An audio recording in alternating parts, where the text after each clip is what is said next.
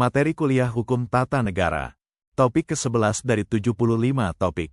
Teori Konstitusi. Bagian kedua. Sejarah perkembangan konstitusi. Ide tentang konstitusi sudah ada sejak masa Yunani.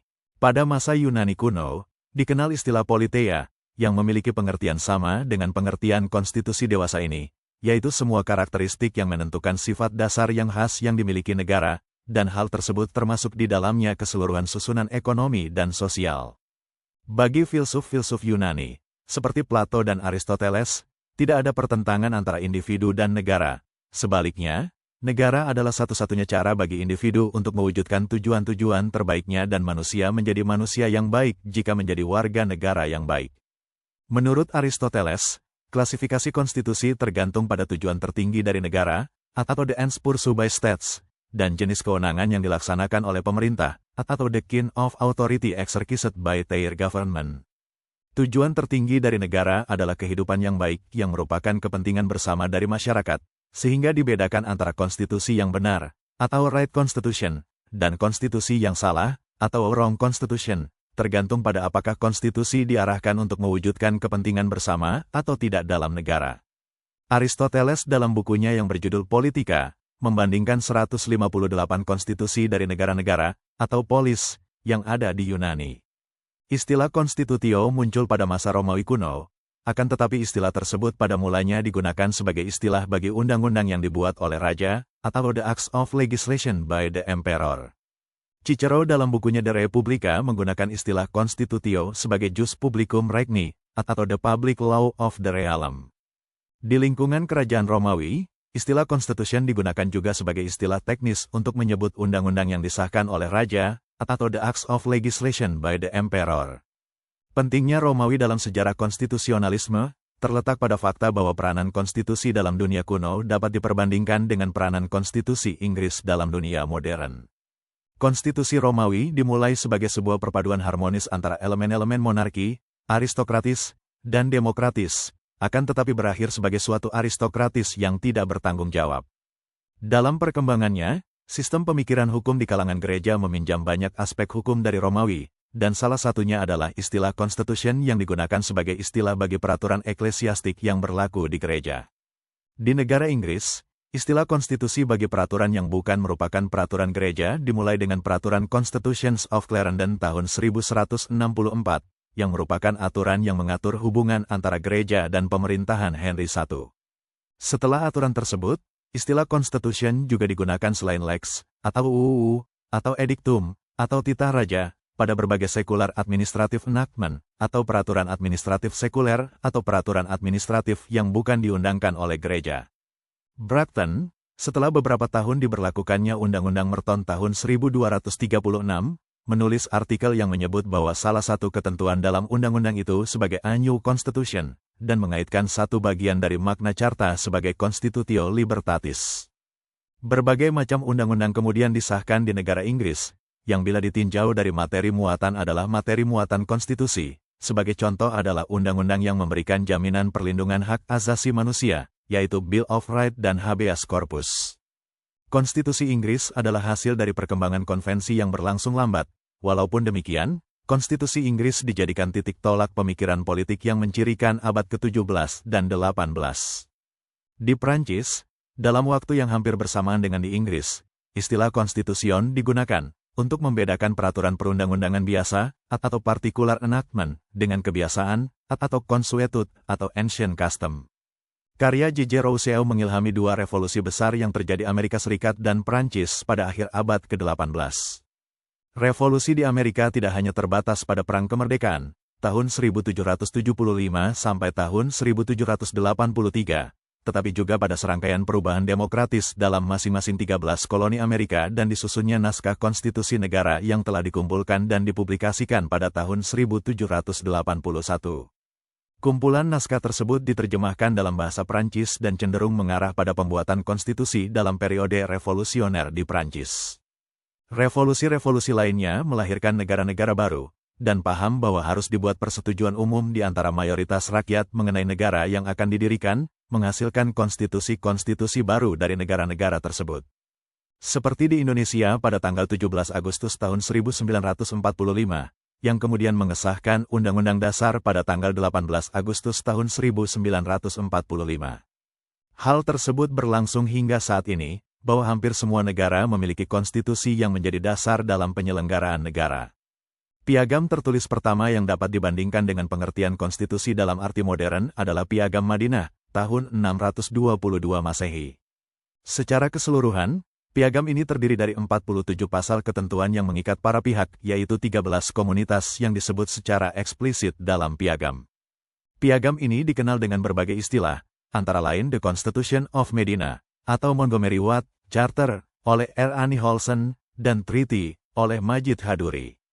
Nilai konstitusi. Dalam praktik ketatanegaraan, karena berbagai hal, konstitusi pada sebuah negara tidak dilaksanakan sesuai dengan ketentuan yang diatur dalam konstitusi.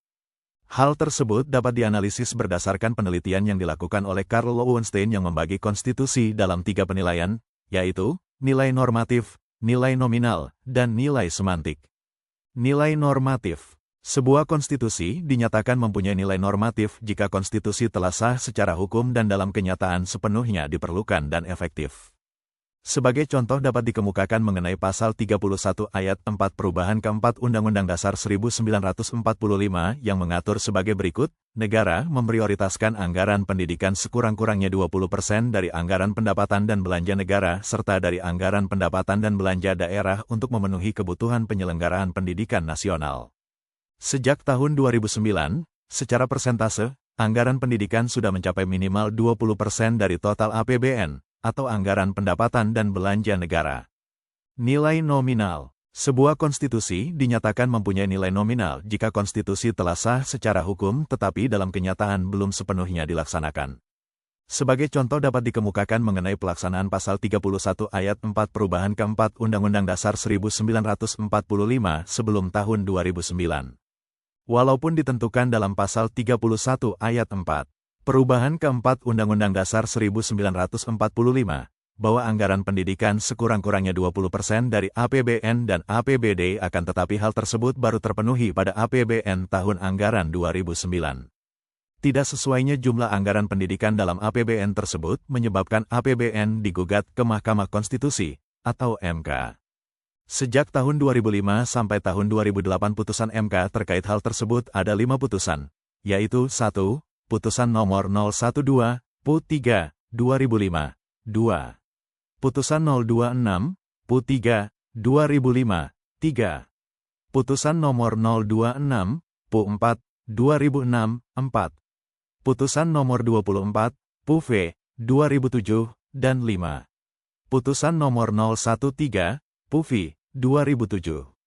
Dalam putusan MK nomor 013, Pu-V, 2007 tentang pengujian Undang-Undang APBN terhadap Undang-Undang Dasar 1945 tanggal 13 Agustus tahun 2008, MK dalam pertimbangan hukumnya menyatakan bahwa, apabila kelak dalam Undang-Undang APBN yang baru tersebut ternyata anggaran pendidikan tidak juga mencapai minimal 20% dari APBN dan APBD, maka Mahkamah cukup menunjuk putusan ini untuk membuktikan inkonstitusionalitas ketentuan undang-undang dimaksud. Untuk mendorong agar semua daerah, atau provinsi, kabupaten atau kota, memprioritaskan anggaran pendidikan sekurang-kurangnya 20% dalam APBD-nya, dan mencegah pengurangan terhadap makna Indonesia sebagai negara hukum, serta menghindari terjadinya delegitimasi terhadap konstitusi sebagai hukum tertinggi, maka Mahkamah perlu sekali lagi mengingatkan pembentuk undang-undang untuk selamat-lambatnya dalam Undang-Undang APBN tahun anggaran 2009 harus telah memenuhi kewajiban konstitusionalnya menyediakan anggaran sekurang-kurangnya 20% untuk pendidikan. Nilai semantik. Sebuah konstitusi dinyatakan mempunyai nilai semantik jika konstitusi telah sah secara hukum, tetapi dalam kenyataan hanya untuk memberi bentuk dari tempat yang telah ada dan untuk melaksanakan kekuasaan politik. Sebagai contoh dikemukakan tentang kemerdekaan kekuasaan kehakiman pada masa Orde Baru dan Orde Lama, sebelum perubahan Undang-Undang Dasar 1945. Pada masa Orde Lama, undang-undang yang berlaku adalah Undang-Undang Nomor 19 Tahun 1964 tentang ketentuan-ketentuan pokok kekuasaan kehakiman, dan Undang-Undang Nomor 13 Tahun 1965 tentang pengadilan dalam lingkungan peradilan umum dan Mahkamah Agung. Dalam pasal 19 Undang-Undang Nomor 19 Tahun 1964 diatur sebagai berikut, demi kepentingan revolusi, kehormatan negara dan bangsa atau kepentingan masyarakat mendesak, Presiden dapat turun atau campur tangan dalam soal-soal pengadilan. Dalam praktiknya bahkan Ketua Mahkamah Agung merupakan anggota kabinet, yang berarti kedudukannya adalah sebagai bawahan Presiden. Pada masa Orde Baru, para hakim dalam hal teknis yudisial berada di bawah Mahkamah Agung, sedangkan dalam hal organisasi, administrasi, dan finansial berada di bawah departemen terkait, seperti Departemen Agama bagi para hakim di Pengadilan Agama. Dengan diundangkannya Undang-Undang Nomor 35 Tahun 1999 tentang perubahan atas Undang-Undang tentang Nomor 14 Tahun 1970, maka para hakim berada di bawah Mahkamah Agung tidak hanya dalam hal teknis yudisial tapi juga dalam hal organisasi, administrasi, dan finansial. Itulah topik ke-11 materi kuliah Hukum Tata Negara untuk membantu pemahaman mahasiswa Indonesia dan masyarakat umum yang ingin menambah wawasan. Ratusan video tutorial ilmu hukum, ilmu pemerintahan, ilmu komunikasi, ilmu manajemen, ilmu administrasi dan lainnya disajikan di channel ini. Tutorial dituturkan dan disubtitelkan agar dapat ditonton, dibaca sambil didengarkan. Untuk pemahaman yang lebih baik, putar dan dengarkan video tutorial berulang-ulang. Subscribe dan like, agar Anda mendapatkan update tutorial lainnya. Bagikan juga link video ini, agar teman lain juga mendapatkan manfaat channel ini. Sekian dan terima kasih. Sampai jumpa.